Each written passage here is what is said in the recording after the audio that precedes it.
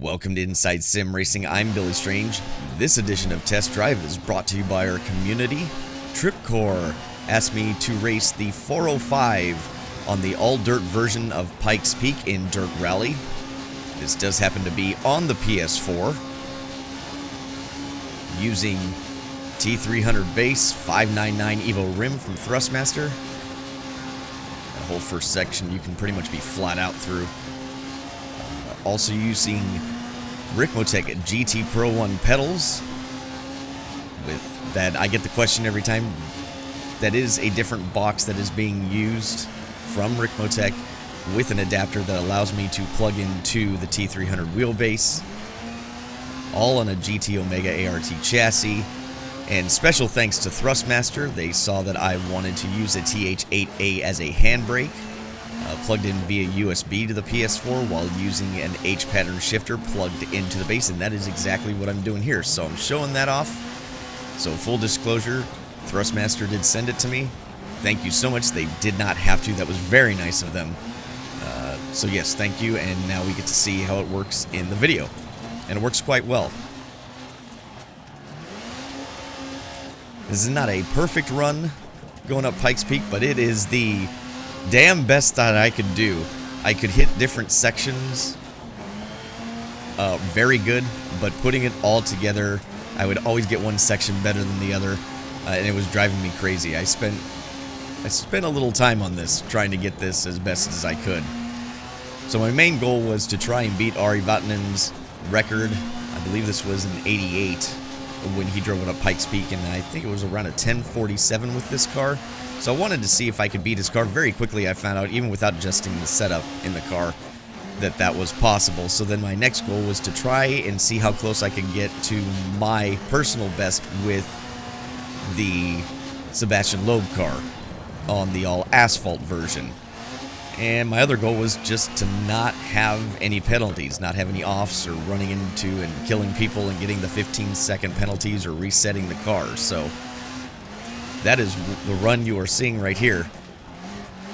This is after the update version 1.1. You can see me use the handbrake again there, down into first. There was some talk about how the PS4 had a bug or a problem with the force feedback, that it wasn't heavy enough.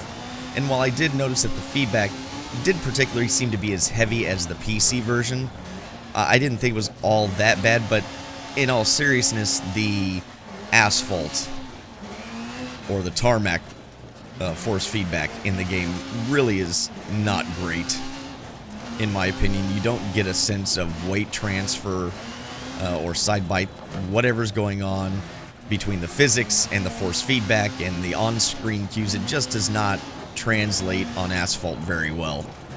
It feels quite numb. With this car, however, and I have no idea if this is because of the patch or not, I actually took the center spring way down. You know, off of default, I took the center spring way down to about 25%. And then I also took the first, over-rotate. Almost messed it up there. But I took that first slider. It's something like tire force or something like that, but it's the very first one you can touch. I turned that down to 95 because it was a little strong. Believe me, this looks like I'm just flicking the wheel around. I'm actually using the car to help me steer, if that makes any sense. When you drive dirt, you kind of learn to let the car help move by itself and on its own and initiate some of the turn-in. You're not fighting the car. You kind of work with what the car's giving you. And so this made me sweat. By the time I was done with the end of this run, I was actually dripping with sweat. My shirt was soaked. I mean, the force feedback was definitely heavy, but it felt right. It felt really good. This is probably the best car, PC or on the PS4, that I have felt with the force feedback. It just gives you that little extra that you need in order to make those fine adjustments with the wheel. And so I left it heavy because it was giving me that sense of, you know, the car felt like it was digging into the gravel. It felt like when the car was getting in a slide, it was actually trying to dig in and gain traction. When you're hitting the brake and you're fighting it, I don't know, it just, whatever they did with this car, it works really well. And it's probably my favorite car to drive in the game. And I like the all-dirt version of Pikes Peak for nostalgic reasons.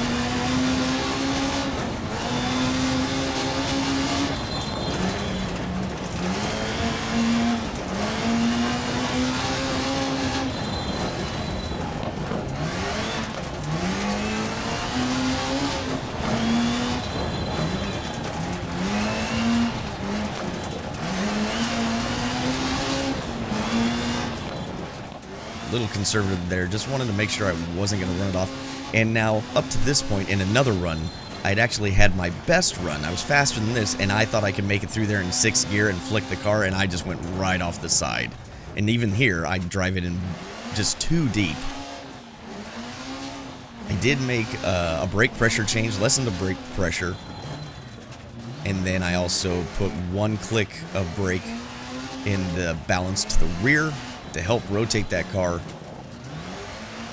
Towed out the front just 1 click to initiate. Apparently this car has 4-wheel steering. See, a little too deep there, tagged the rock. Just barely. Apparently this car had 4-wheel steering. I don't know if that's modeled in this car or not. 600 horsepower. You can actually feel the aero when you get moving. Again, towing out the front helps initiate turn-in. And then I towed in the rear to help the on-throttle part. So it wouldn't try to spin the back end as much getting on the throttle. And now you can see me be really conservative here. I don't know what it is about this turn. 9 times out of 10, I just go off there. I was so far in the run now, I just wanted to make it. I'm just dripping sweat. But anyway, that toe in the rear is supposed to help stabilize, and it does. It helps stabilize the car under acceleration, which I like. I like the car to be stable, and even if it pushes a little, I know where it's going instead of wandering. And here we come to the end.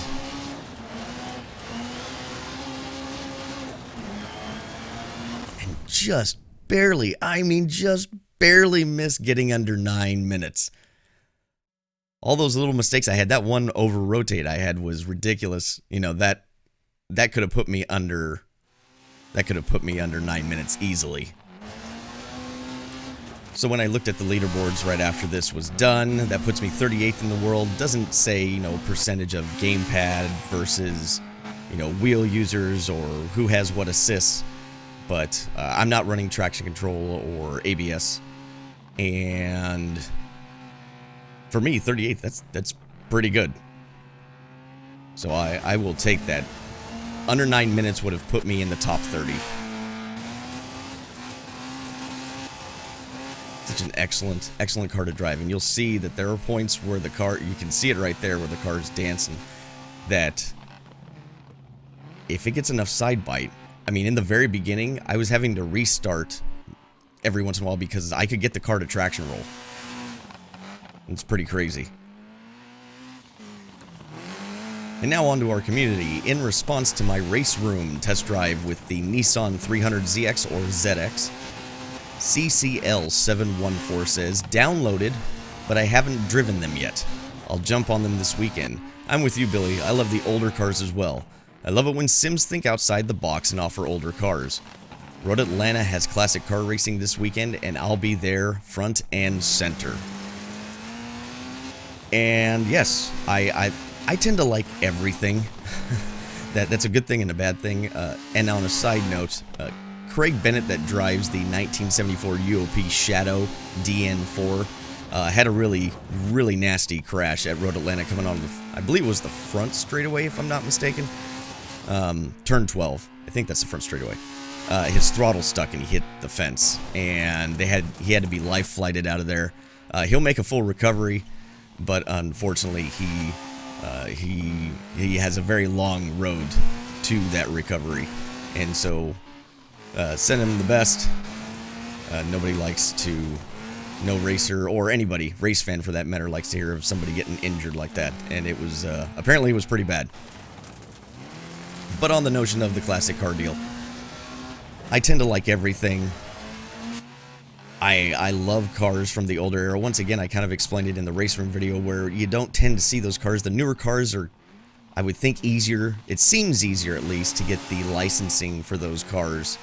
The data is more prevalent for them. It would be much more difficult to get those older cars. You can see the warp effect. That's, I don't know, ever since they did the patch, it looks like there's like this odd warp, like I'm going into warp drive on the replays. But back to the classic and vintage car thing, it's just, it's cooler. I don't think it is as popular.